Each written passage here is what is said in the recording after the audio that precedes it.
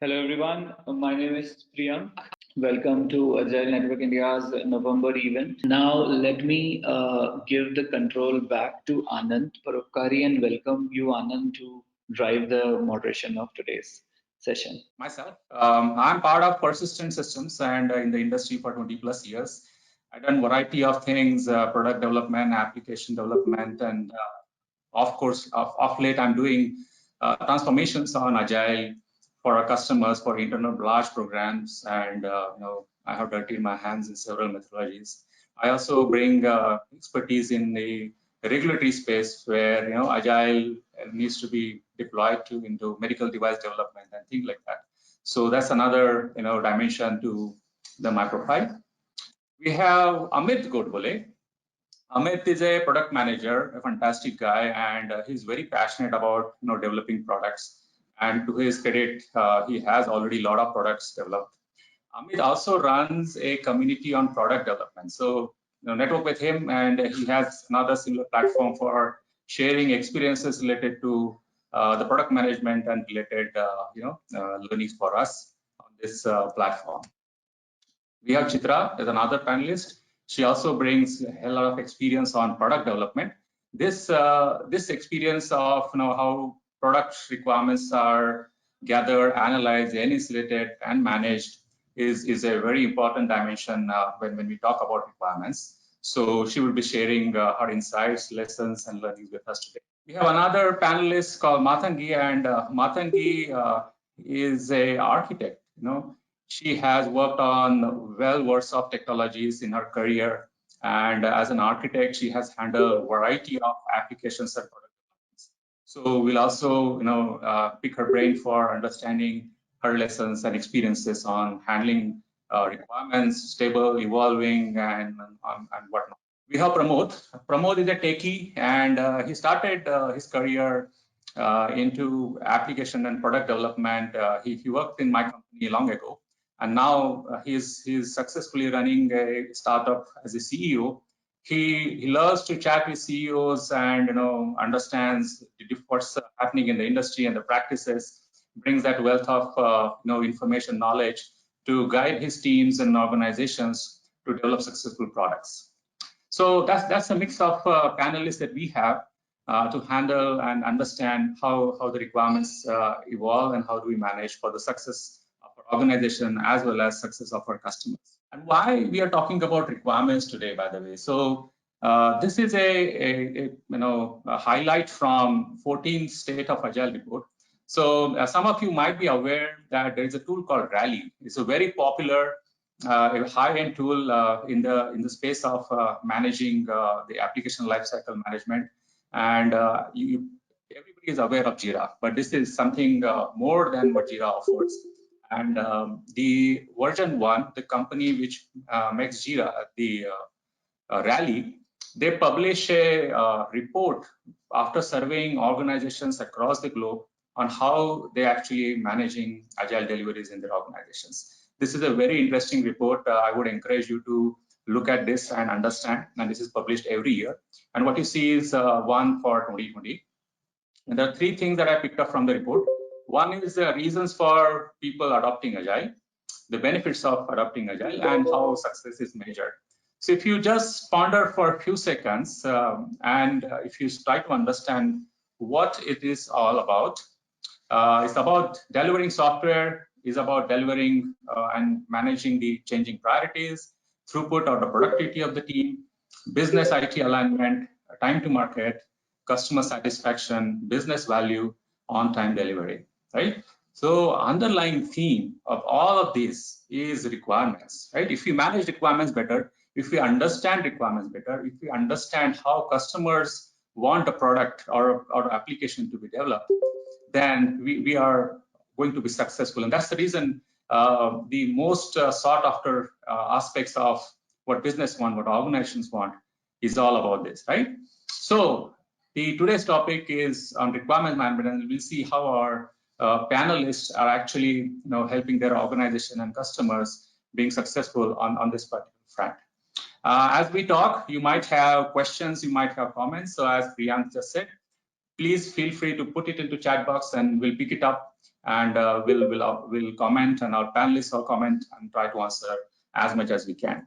So starting with our first question. So I would like to ask this with Amit, and maybe we can go to other panelists. So Amit, how do you see the requirements landscape changing historically, and where are we today? What's happening as far as the requirements are concerned? Thank you so much, Anand, and thank you to all the panelists and people who have joined us today.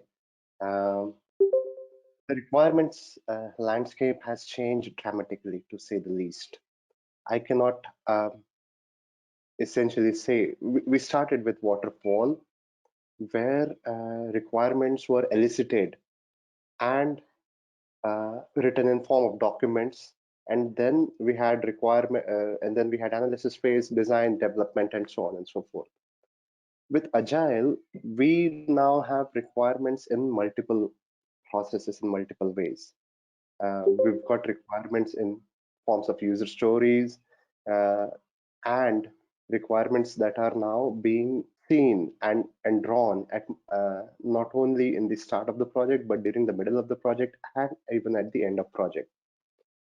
Requirement analysis, to me, has and one of the fundamental reasons why requirements has changed is because of the Agile Manifesto. The Agile Manifesto states that working software over comprehensive documentation. That's the third tenet of the Agile Manifesto. What it means is that now the requirements not only have to be in as a document, but also has to be done over people are using tools like Balsamiq, people are using tools like Jira, people are using Confluence to manage and measure requirements. Also, requirements have been pushed from a very big document which was there initially and which was like the final document to an ever-changing document or a living document which responds to customers' queries. And that is the second tenet of the Agile Manifesto. And that has meant that we are moving into a world where we adapt to change. And that's another tenet of Agile Manifesto. Yeah. So, Amit, you have a different perspective, and which I like very much. The requirements moving from assumptions to reality. Would you elaborate more on that? The requirements initially, when newer project happened, the requirements were done at the start of project. Now, as we are changing the requirements at the end of every sprint, at the start of every new iteration, we are seeing that the requirements are more closer to what the customer demands are. Customers are able to, product teams are more able to, and have a control over what has to be built, what has not to be built. The whole entire prioritization framework has given us an ability to see what need not be built. Agile puts it beautifully in terms of how do you estimate, and things which are not clear are estimated as if you are into a point estimation, and things which are beyond 13 points, you really are not going to build them. For people who are building or writing down the requirements, this means that if there's a user story which has 13 points, they need to elicit the requirements for that user story better. So yeah, we are now coming more and more closer to what needs to be built at the start of the product or service or whatever software or hardware which you want to build. Thank you, Amit. So Chitra, how would you see how the requirements have evolved in the last 10 years? How the practices have changed since beginning of your career, and where are we today? Yeah.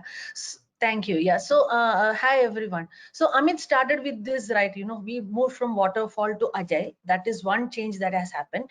And earlier, it was like a customer asking for a requirement, and then you tried to fulfill that. So from that assumption, a customer asking and providing whatever the customer is asking for, we have actually moved to a stage where we say that your requirements or your project success depends upon what you are able to say no to rather than what you are able to say yes to everything. Because a successful project or a successful product means that you're able to say no and able to prioritize the right features than whatever that you can build, and which with Agile you get immediate feedback, which helps us to prioritize which is more important from a customer point of view than following a written script where okay, you have a certain set of requirements which you have to fulfill. It has actually moved to that stage where you can get the feedback and prioritize which is more important to the customer in the current market scenario. That is the most important change that I have seen in the requirement space. Okay, thank you. So Matangi, over to you. How you have seen these changes? Yeah, in the initially for the waterfall model, like we were doing the requirements as it is coming, documenting things, then discussing with the business. But with the agile world, I feel like many things have become very clear, facts and features of what we are developing as a service. Like we are putting the acceptance criteria properly and also focusing on the business priorities. Based on the business priorities, we are able to judge that we are going to work on this story, design things. These are the features you will get with this service. These are the limitations that you will get with the service. This is the mainly, I would say, it is a scope. Judging the scope and defining your scope properly is what has changed everything. That way, the business also is not under shock or surprise. They know it very clear. And with the agile world, we also give them a proper demo that these are the things that you'll be seeing, and the expectations are actually met properly. So that is where everything is improved. Yeah, and the other thing which I would want to add is the complexity.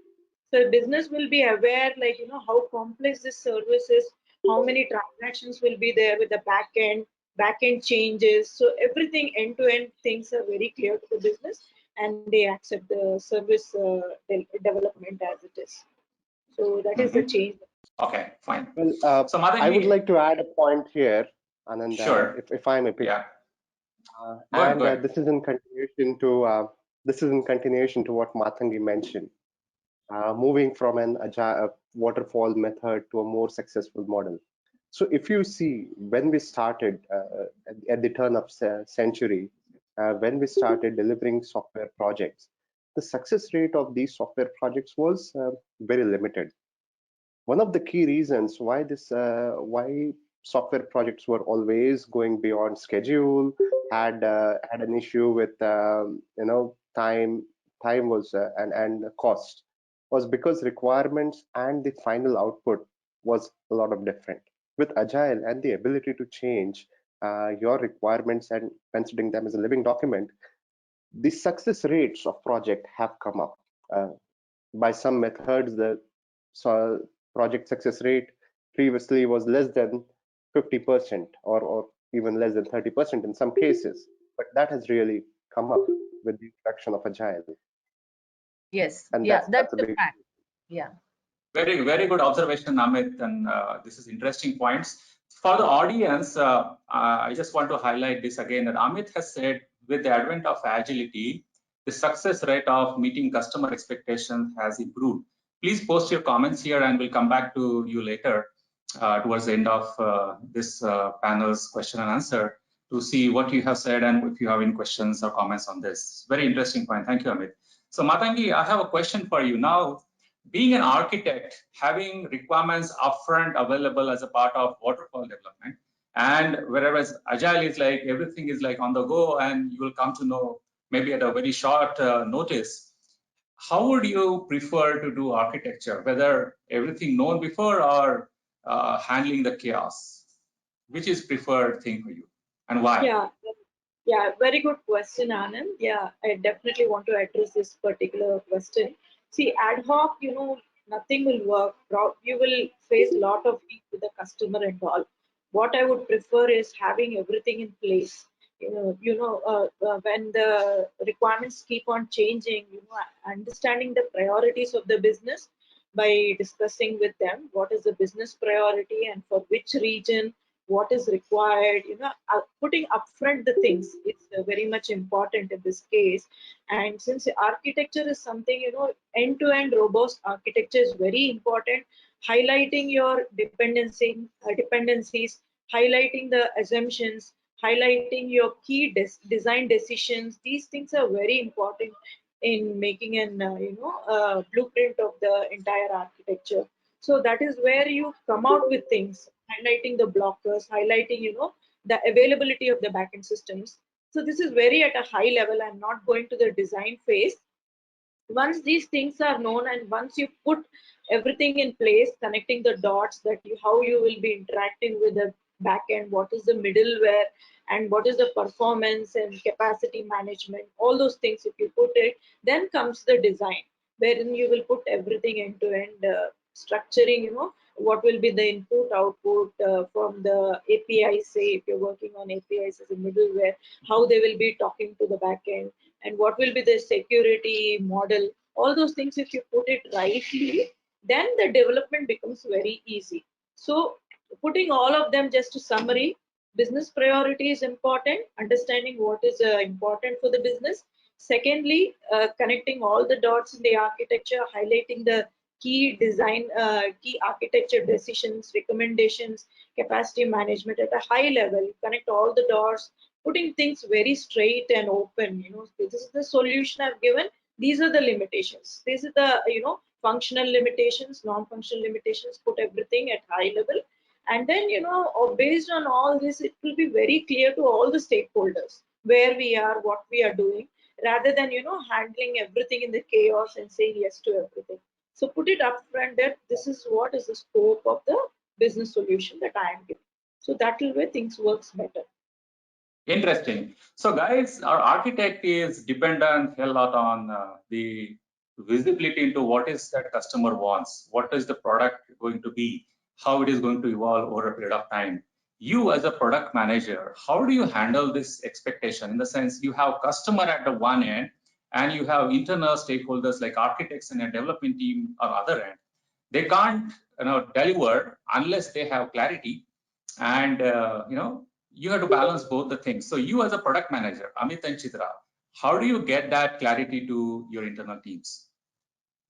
Yeah, this is actually a very interesting question and something that we live with day in and day out, right? You have customer wants a delivery at the end of every sprint, and then our architect wants the clarity on whatever is there, and then we are working on moving requirements. So I think here the most important thing is that having a big picture in mind of what we are trying to build. So even though we have changing requirements, it's not that you don't know what the basic tenets are. So first fixing those basic tenets, having the big picture in mind, and then in sometimes giving that big picture. So Chitra, sorry to interrupt. Can you elaborate what is this big picture is all about? Every exec says big picture, but we don't understand. Right. So see, for example, I work in a space Elements where what it is. So can you tell us what this big picture is in that? Right. Yeah. So that's what I'm coming to. So I work in a space where we are creating a business development platform, and then this is a more technical platform which is aimed at making the developers' life easy. So this is going to be a platform which will maybe take MVP will come, say, maybe 1 year later. So we do not have all the details of that platform as of now. Having said that, our big picture is that we know at the outset what is the basic platform this is going to do. We have an understanding of that, and we are trying to create that.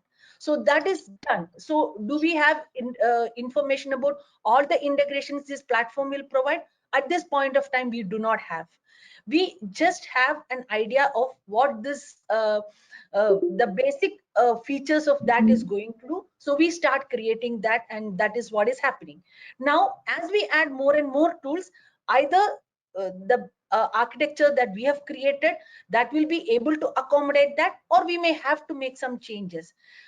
So when I say big picture, what I mean is that we know at the end what we have an idea of what the developer is going to do, why the developer would come to our platform to do their daily work.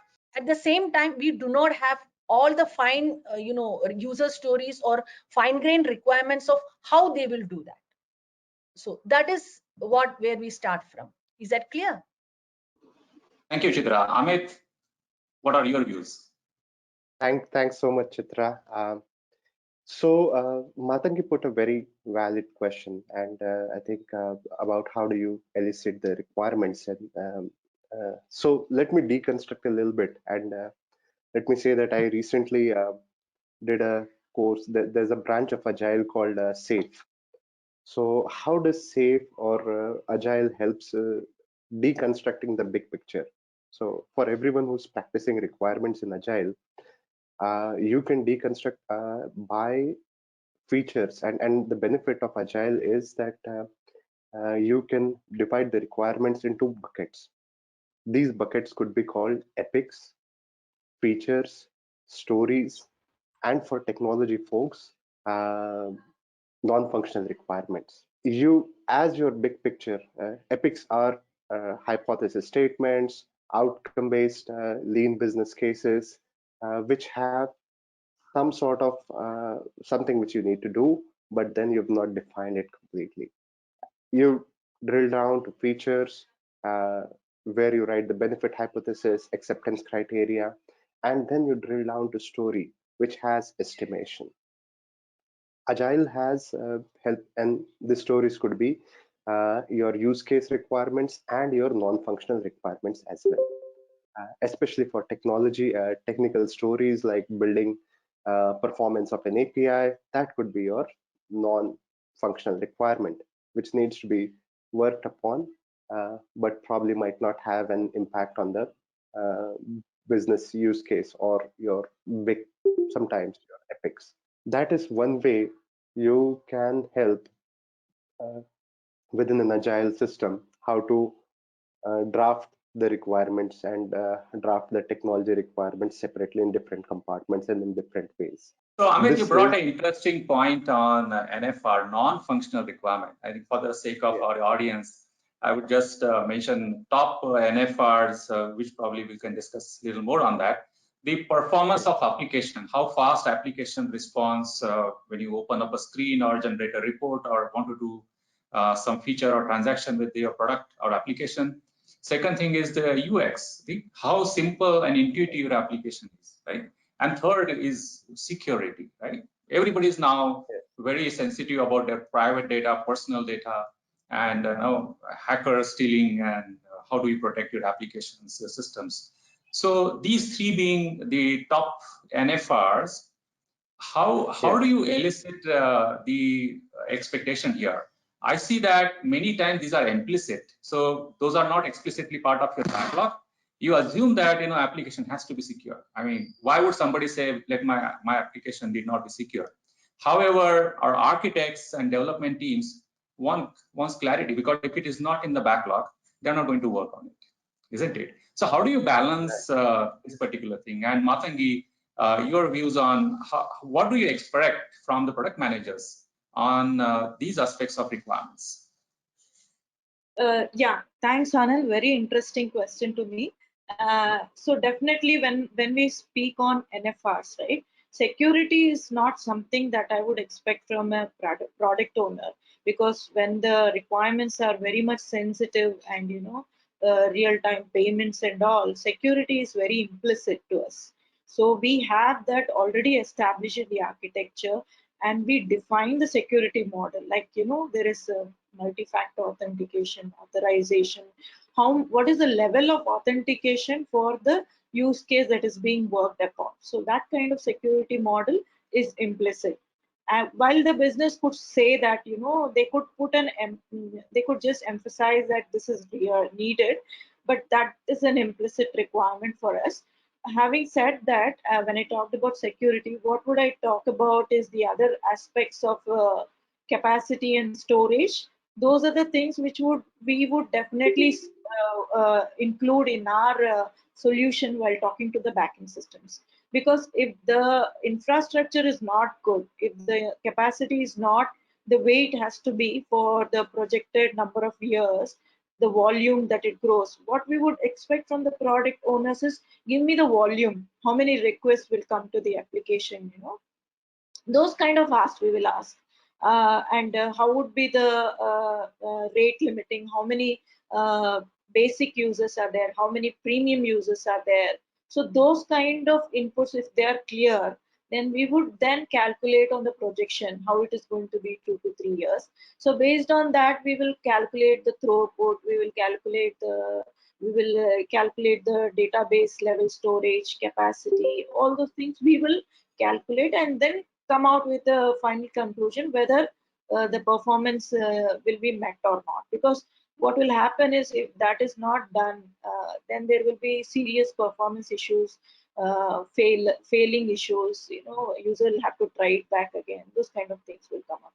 So most of it will be implicit, but to answer to what Anand had asked, we will definitely ask the product owners for the inputs that we need to calculate on the solution that we build. I would like to add on Sure, NFRs. go ahead, Amit. Yeah. So NFRs for us, we feel that NFRs are at all levels, and Matangi, as you rightly said, they are implicit. In terms of requirements, we have NFRs at epic level, where just to give an example, how many users should be there on the system loaded, and then and the growth chart of users over a period of time. At the level of features and stories, my NFRs could be, is the system reliability checked? So we typically, whenever you're writing requirements, you would want to elicit not only the scalability of system, but also reliability and uptime. I also happen to work in data center industry. We were selling our software to data centers. Data centers have typically sell by uptime. So you would have 4 nines, which is 99.99% uptime. Some data centers would have 3 nines, which is like 99.97 or 99.96% uptime. This uptime, how do they calculate the uptime in data center?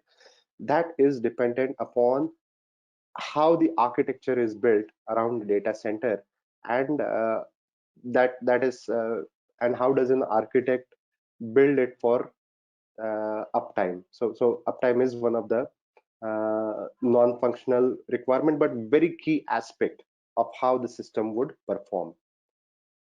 We also see that at user story level, when we write an API, one of the NFR is to check whether the API passes through Postman or some other tool, or Swagger or some other tool which we use.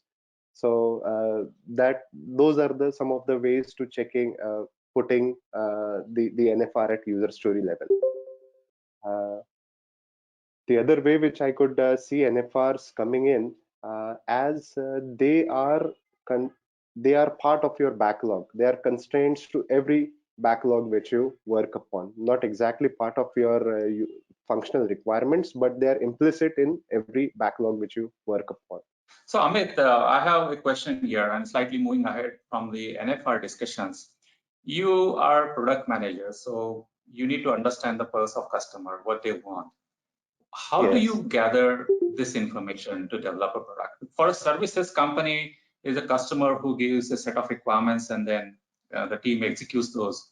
But for the product development, you don't have ready requirements as such, right? You have to solve that problem. So how do you go? And there are plenty of customers, maybe thousands, maybe millions, and you can't, of course, go to every one of them. So how do you elicit these requirements? And again, Chitra, I'll come back to you once Amit answers these questions. What is your secret in understanding customers and what they want, and how do you, document those things? Yeah, and I'll tell you the secret. While we may think that each customer is different, as a product manager, and probably that's like we don't consider a lot many things. We bring them in groups called user personas. So, and we could do more better job, but what I do is that we, group them under 4 or 5 user personas. So we are a AI-based CRM and CMS software or sales-enabled platform. I typically have 4 or 5 personas: a buyer persona, a seller persona, a broker persona, and could you tell more about what this persona thing is? Yes. Now, so we have this issue. Okay, we don't have customer. How do we go about getting to the building a software? So we build a fictional character, and we add attributes to that character and try and understand how that character would be using your product. So let's say we come across a real estate CRM solution, or how would a broker use a real estate CRM solution? They would use it for adding their leads, and finding customers. So you have 3 attributes. Now let's go in deep. What does a broker need from a uh, CRM system to be given notifications every time a new lead comes into his system? That means you also need to understand domain in a good detail, right?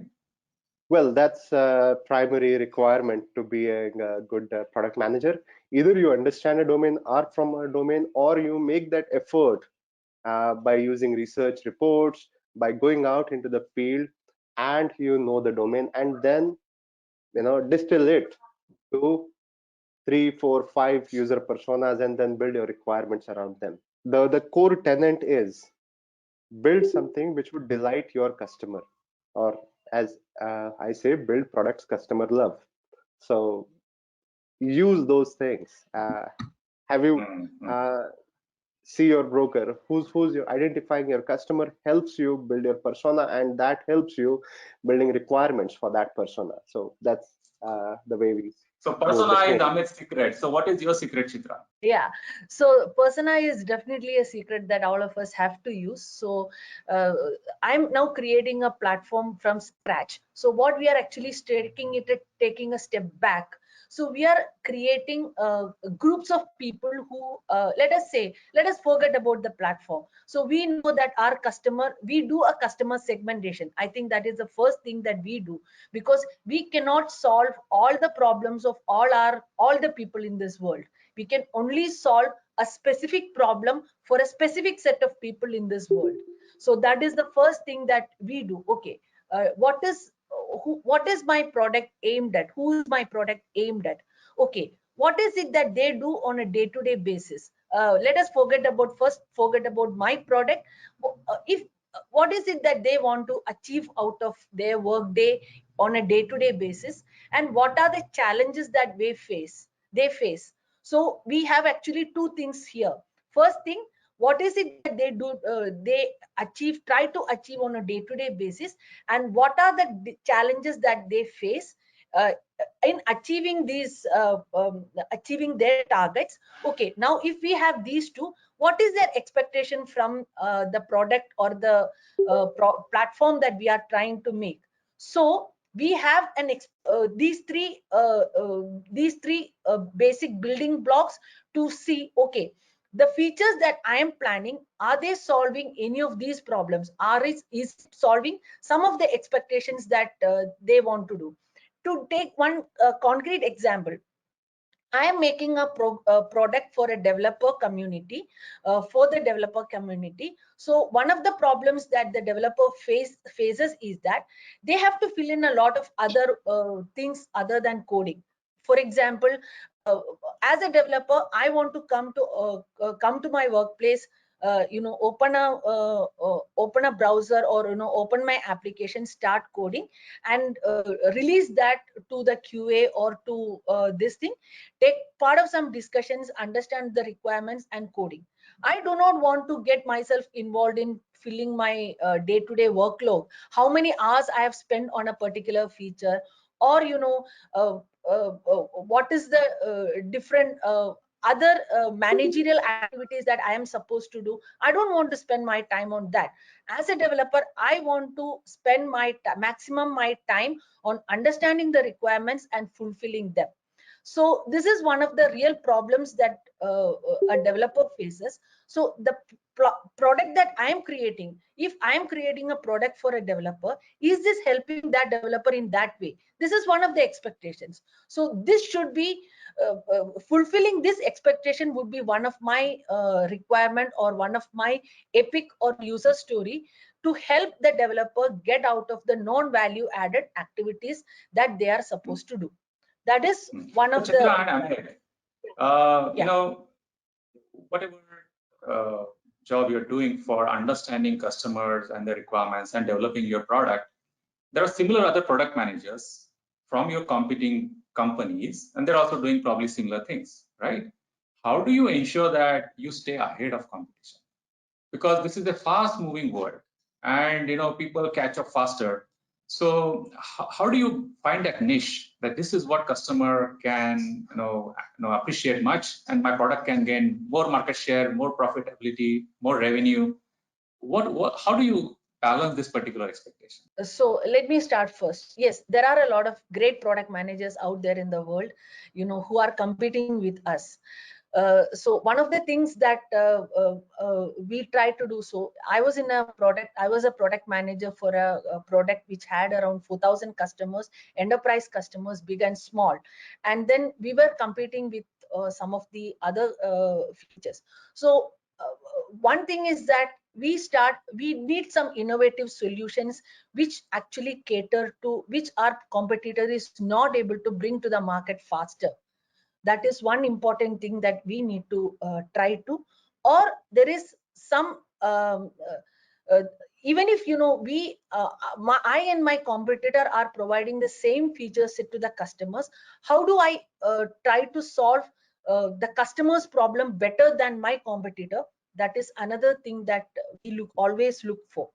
So in concrete terms, what it means is that I have an analytics solution, my competitor has an analytics solution.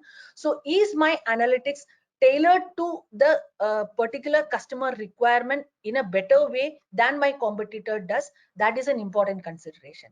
So there are some small wins and there are some big wins. The small wins could be in terms of creating the proper user flow which the customer is able to make use of, providing a great user experience. Maybe we both are providing the same features, but I am able to provide a great user experience and able to intuitively find out what this customer is trying to do. That is a definite win for me. Fantastic. Amit, your views? Thanks, Anand. Competition is my favorite subject. We have tried to beat the competition, and yeah, we couldn't sometimes.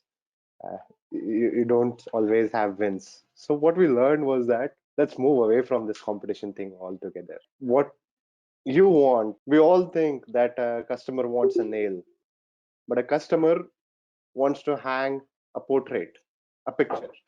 So focus on our customers.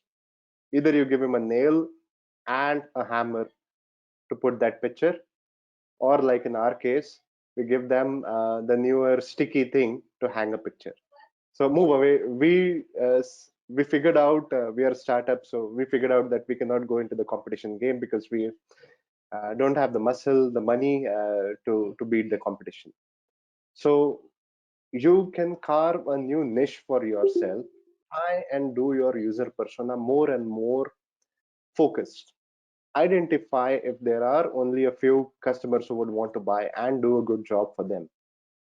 Probably that's one good way to move away from the competition. If you want to beat the competition, yes, bringing in new customer features is the way to go.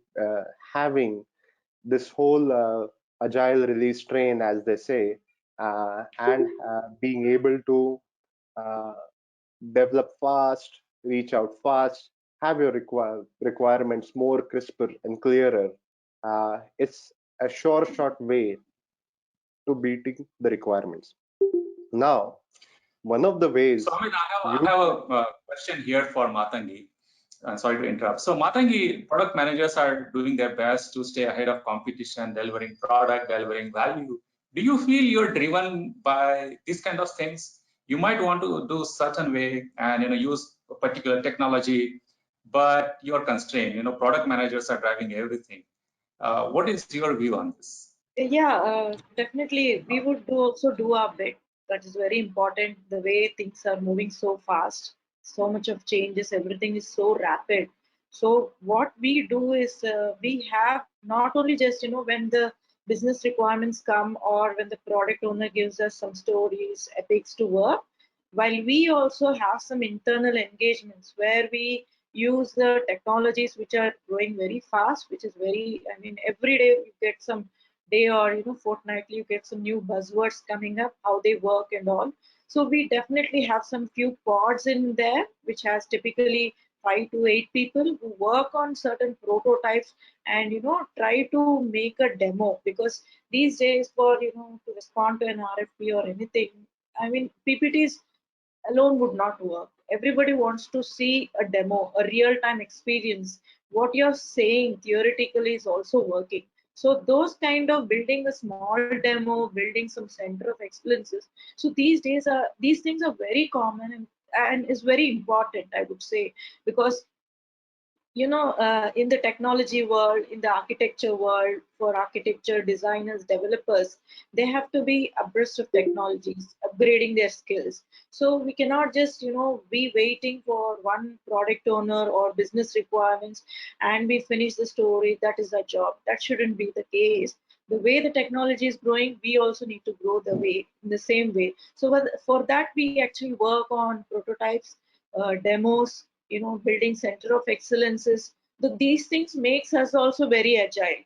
So it's not just about the methodology that we're talking today, it's also about humans becoming agile. So that is the hashtag which I would want to give.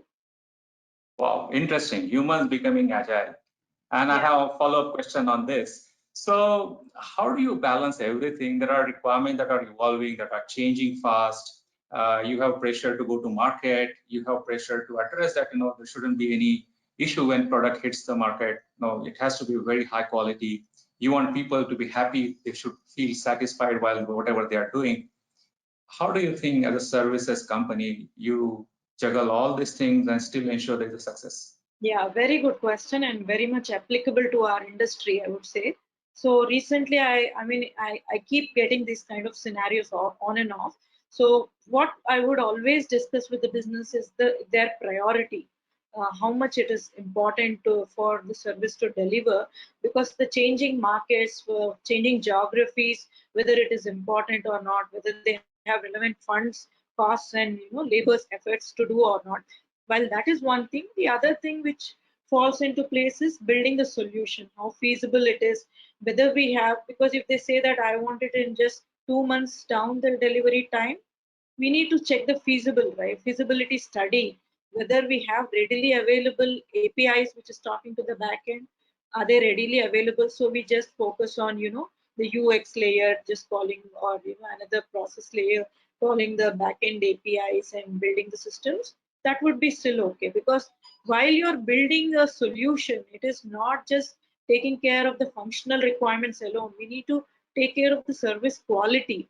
Customers these days are not just expecting some kind of demo that will work and okay, I'm getting the results, I'm getting the positive and negative scenarios. That is just not all, because you need to, they check the service quality, the contracts that you write on the service.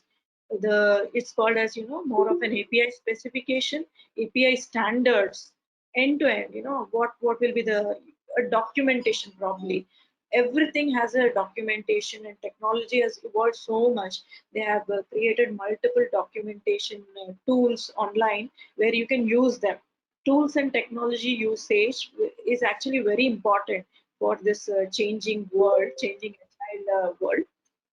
Abreast of technologies, abreast of tools, use Jira, use Swagger, use RAML, everything online. If you're building JSON online. So usage of these things make it very clear, and put your acceptance criteria properly. This is what will be delivered at the end of the sprint. Apart from the design, these things will be given to you. And then we will say that this story is closed. So getting an approval at that stage makes things easier rather than, heated arguments, conflicts. That is not done at all, and it is not good for either of the parties. Thank you, Mathangi. And we have now a couple of minutes left before we close.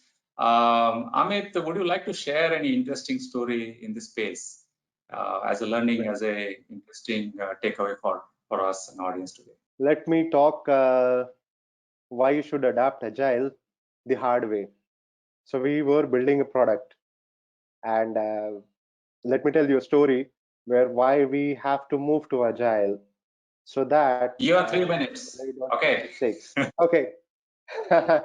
So we were working for this big customer, Monsanto, and we had a lot of product development going on, and this was one of our early customers, and one of the sales folks got this big deal. Monsanto's similar, seems to be a big company. Now, since the deal was that there was a delay in between when the contract was signed and how the product had to be delivered, we got a few requirements initially, and then there was a lull. There was no requirements after that, what you need to do. So we built a system around users. The requirement which we thought had only talked about users. So we built a risk analytics platform which helped to track users. We took a lot of time, a lot of money, and a lot of developers, and built something at the end of 2 months. This was a big project, took us about a good money to build. And after we built and shared it with the customer, and you have your first UAT, user acceptance test, it bombed on us. It just bombed on us. They had asked for something which was related to entities and devices. So in a if you are building a risk analytics product, you do risk analytics for users, you do identify devices and other instances as well. We had not written the requirements initially well, and there was very little follow-up, because we did the product in a traditional way. The requirements are given, and then you analyze and deliver on those requirements. So the entire project was flopped. And then that was the time we had to move to the requirements. We instituted a role, product owner, who would continuously keep talking to customer, keep doing the demos every week and every 2 weeks for our future projects. So I cannot state enough the importance of Agile. Otherwise, you could lose bigger customers.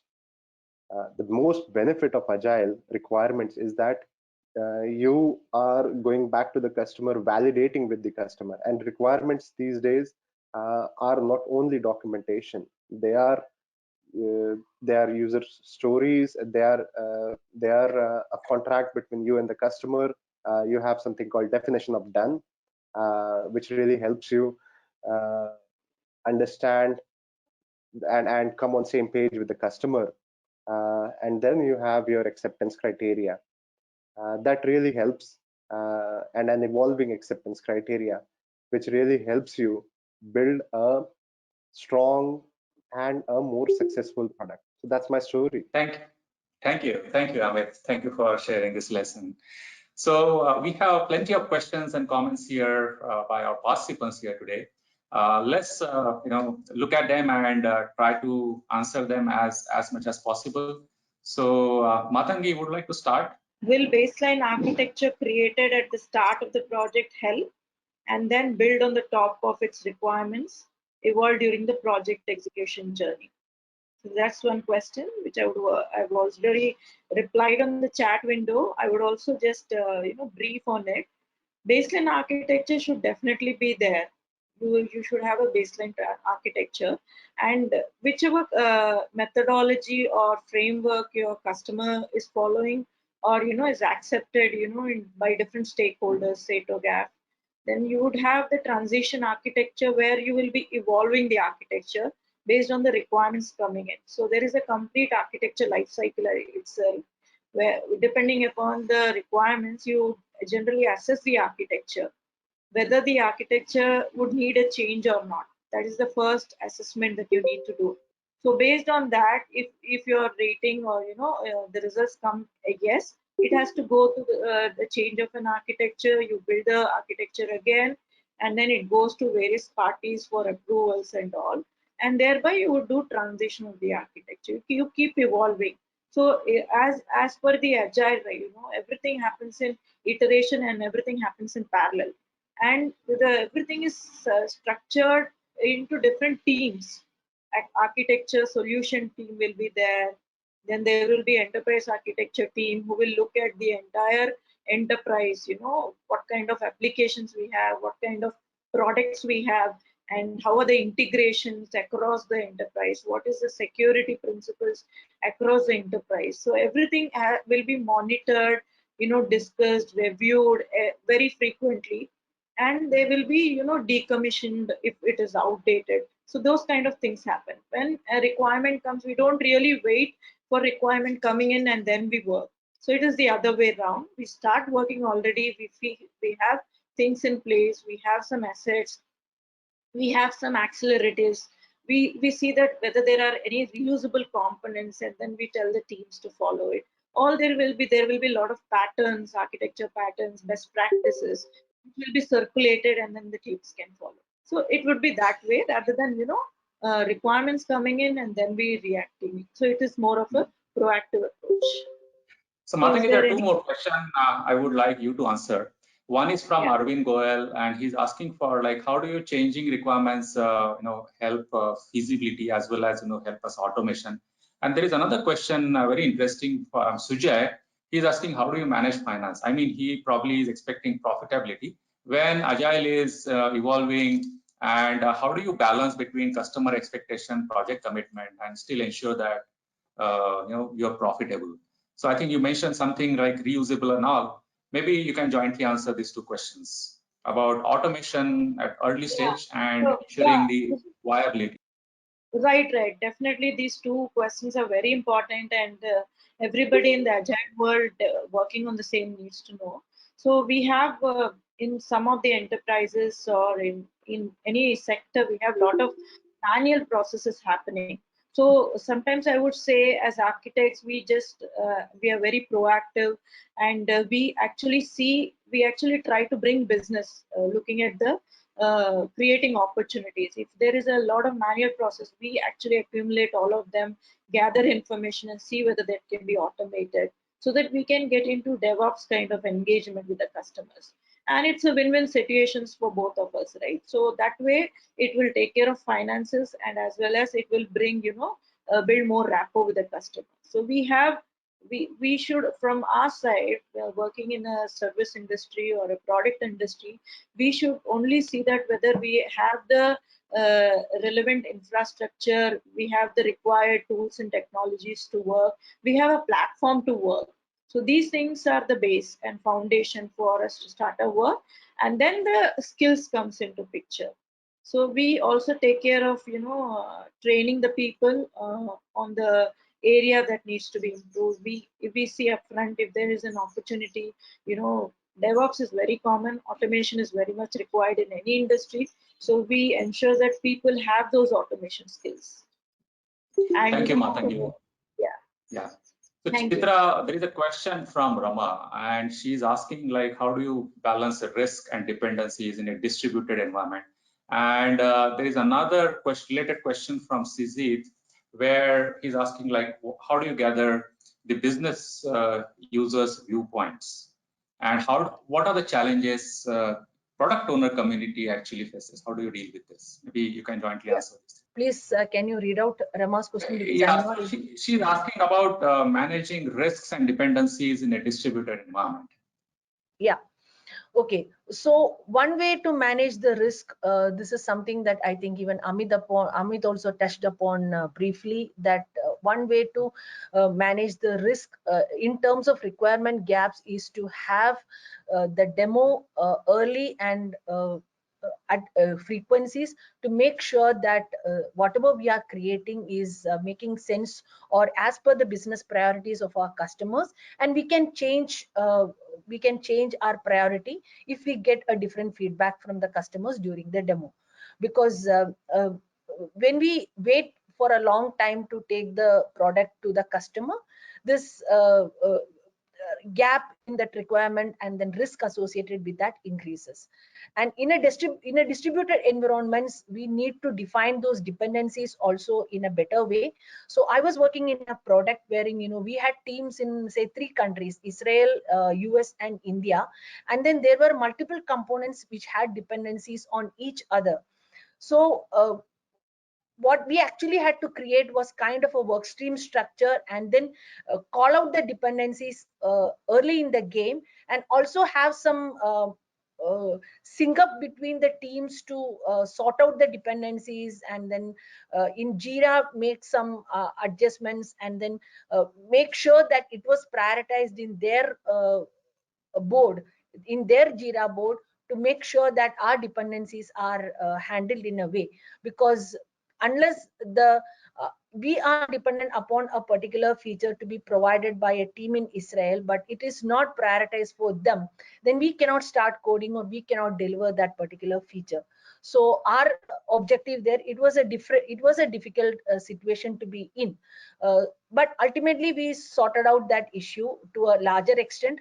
One was that communication, that was the most important part, and second was that we actually had enough discussions, the cross team discussions, maybe scrum of scrums, where this particular issue was highlighted, and then feedback or their action item was ensured to make sure that our releases were on time. Thank you, Chitra. So Amit, would you like to answer this one? What challenges you guys face once the product hits the market? This is by Rahul Phadke. Yeah, so that is actually a two-part question. So the first part of it is what challenges does a product owner face? So let me tell Rahul. Rahul, product owner is a role specifically for a Scrum unit. Within Agile, there are ways to do Agile. One is Scrum, one is Kanban. So I'm assuming you are doing Scrum. Product owner is responsible for eliciting the vision, is typically a bridge between the customer and the engineering team. A product owner's responsibilities include writing down the vision, writing down the user stories, explaining those user stories and the business context to the development team, and then doing product demos to the end user or representatives of the end user. Assuming your question was more around how do you help a product growth or in the growth phase. So growth phase typically comes when you are able to provide value to a user. What does a value mean? Value is something which would help a user solve a problem.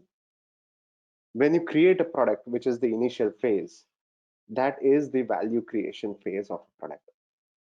When you take it to the market, it is communicating that value and a distribution of that value to the users.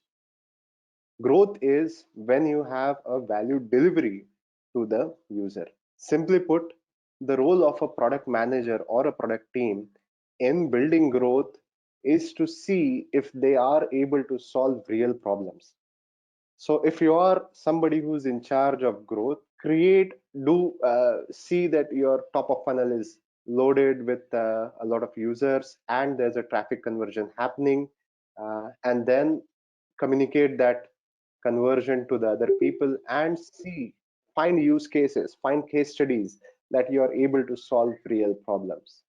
So for us, when we were building a product for a customer called PayPal, when we were deploying the product for customer for PayPal, what we did was we were able to communicate the value PayPal got from using our product for over a period of 2 years. We had an enterprise product which would it used to take about 6 months to get the first value stream out, and then the value delivery took about another 3 or 4 months. So we had a long period where the value would accumulate, and this value communication was done to other customers as well, which helped us in growth. Identify, if you are somebody who's in charge of growth, identify the value delivery, identify what your product what the value creation you are doing through your product, and that would help you in growth. Thanks, Amit. And there is another interesting question by Vineet, and let me read it for you. What is the limit of MVP, minimum viable product? How do you know you need to stop now? And as a basic product cannot fly in the market, and if we build everything to distinguish features, we'll lose the sense of early arrival, right? If we have half-finished product, it will not hit, and if we try to do everything, we'll be too late. So how do you do MVP, Amit? And maybe Chitra, you can also add to this. So I think MVP was the concept stated by Sean Ellis in his first book, or Eric Ries. Either between Sean Ellis and Eric Ries, they were the proponent of concept of MVP. There's also the founder of LinkedIn said it very well, that when you are building the product, you are kind of on a plane and running, flying, and at the same time fixing the plane. That's how building product is. MVP should not have, the only purpose of an MVP should solve is to see that the value you've created, if that is communicated to the customer. So if you are building a product, let's say a mobile app which helps the customer tell an alarm clock. So if you are able to ask your first 4 customers about the alarm clock, then I think your MVP should give you the results, whether they be successful, whether they not be successful. But yes, understanding the hypothesis and measuring the hypothesis in the early stage should be the closure of an MVP. You should not drag an MVP more than that. Now, some of the metrics which you can track while creating or closing an MVP is there a product market fit? So that's the first metric which you should track. The second metric which you want to track is there a value delivery which you had thought of while building an MVP to the customer, the first customer. You don't have to have 4 customers, just to the first customer. And then the third trick which you might want to do is have 4 paying customers. So that is when you would want to stop at MVP. Chitra, would like to add to this on MVP? Yeah. Right. Okay. So I can actually answer this question from an enterprise, SaaS product, B2B product. That's what my expertise is. So why I make this distinction is that, MVP for a B2C could be very much different from an MVP for a B2B product. Because in a B2B product, we are working with enterprise customers who understand the importance of prioritization, and then who do not expect everything from the first release itself. So for the products that I have worked in, and for the industries that we were discussing, the MVP is the product which provides the basic integration with their enterprise systems, and maybe it solves the most important problems that the customers face. That's a very high level thing. So in terms of details, what it translates to is that, for example, I'm creating a customer experience platform. So that is my final grand vision of the product or the platform that I want to make. Now, what is the first things that I want to provide as a feature? Let us say that the customer segment that I have selected, they are mostly into contact center based, call based customer experience, customer service.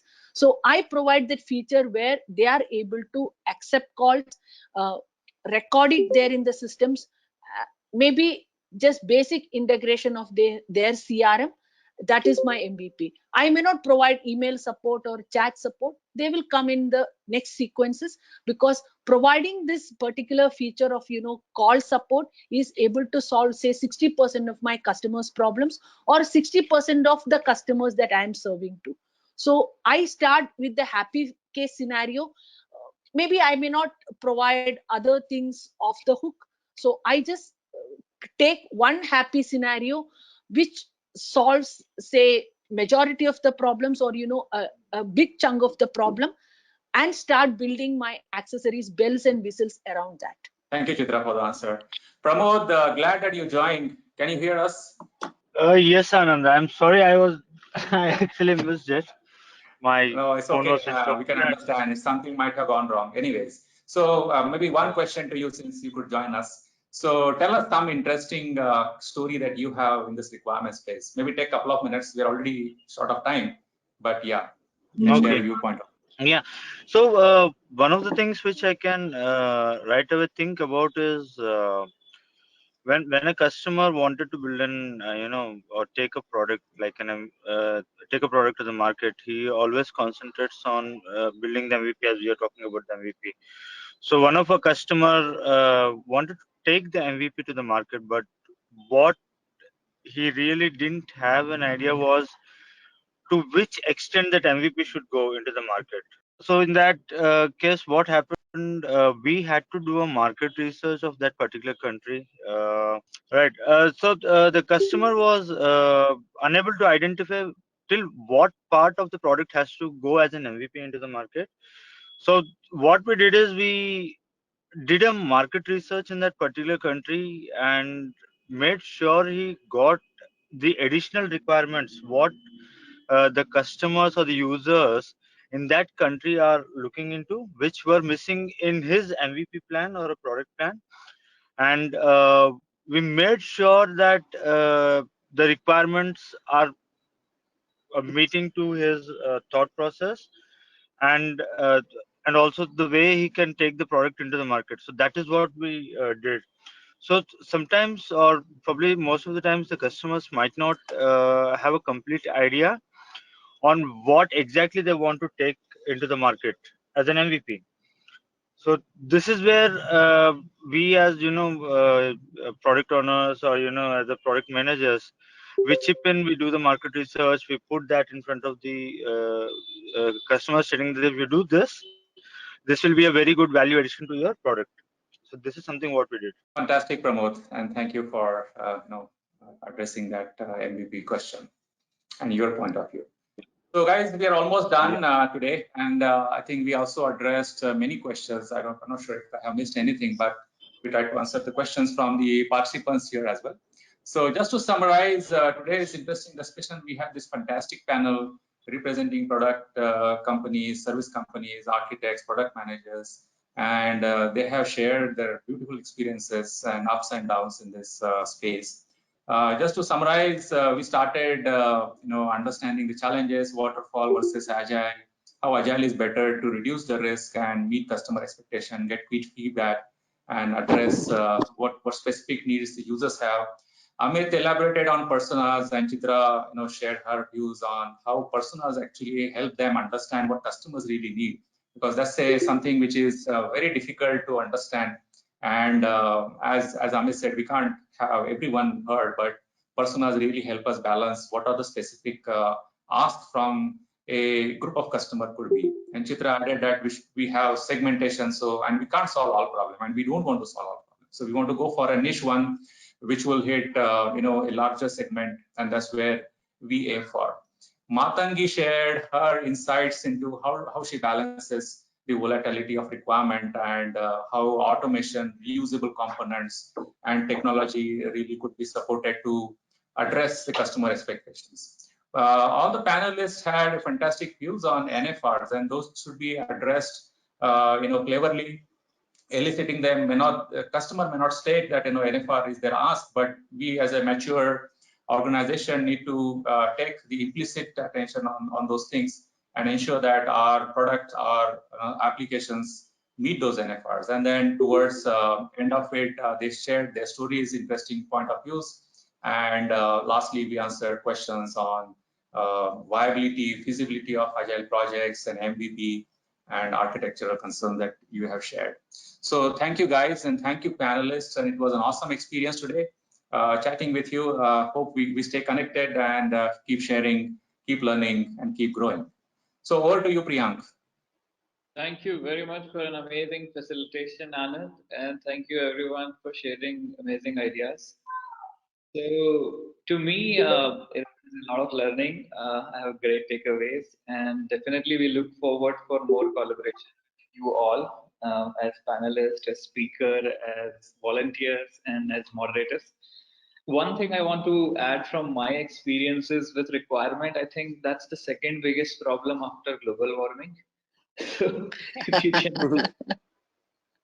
tap on a requirement, you can win the battle in the game. And there was an amazing perspective you guys have added about the hypothesis. I believe nobody knows what they are trying to build. I believe it is just a hypothesis.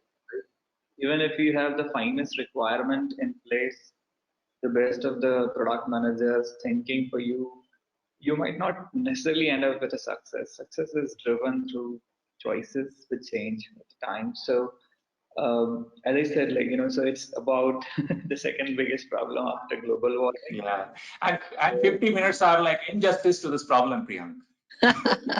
Exactly. Yeah. We could have gone on for another couple of hours like this. I'm sure. Yes.